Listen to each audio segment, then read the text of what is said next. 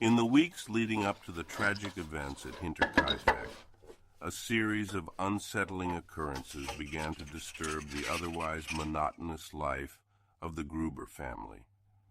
These incidents, seemingly innocuous at first, gradually wove a tapestry of dread that enveloped the secluded farmstead. It started with a newspaper. One crisp morning in March 1922, Andreas Gruber discovered a Munich newspaper on his property. Given the farm's isolation and the family's limited contact with the outside world, this was an unusual find. Andreas did not recall purchasing or subscribing to any such publication. His initial thought was that the postman might have accidentally dropped it, but upon inquiry, he learned that no one in the vicinity subscribed to that particular paper. This minor mystery left Andreas puzzled, but he soon dismissed it, attributing it to a possible mistake by a passer-by. Shortly thereafter, a more disturbing discovery was made. After a light snowfall, Andreas noticed distinct footprints leading from the dense forest that bordered his land directly to a broken door lock in the farm's machine room.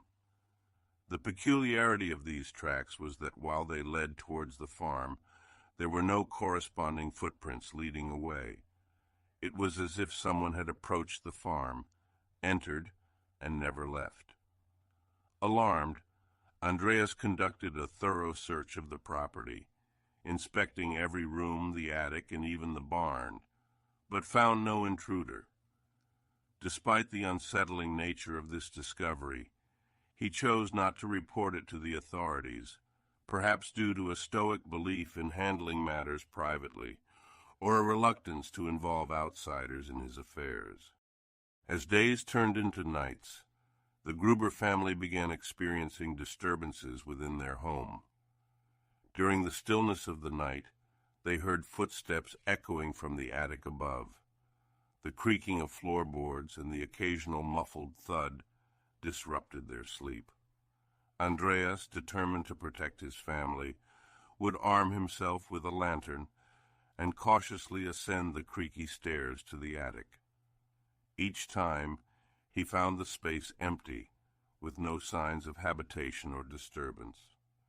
These nocturnal noises became a regular occurrence, instilling a growing sense of unease among the family members.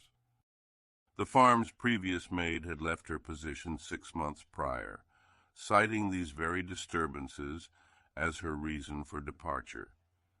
She had claimed that the farm was haunted, recounting tales of unexplained sounds and an oppressive atmosphere. The Grubers had dismissed her concerns as mere superstition, attributing her experiences to an overactive imagination. However, with the recurrence of these events, the family's skepticism began to wane, replaced by a creeping sense of dread.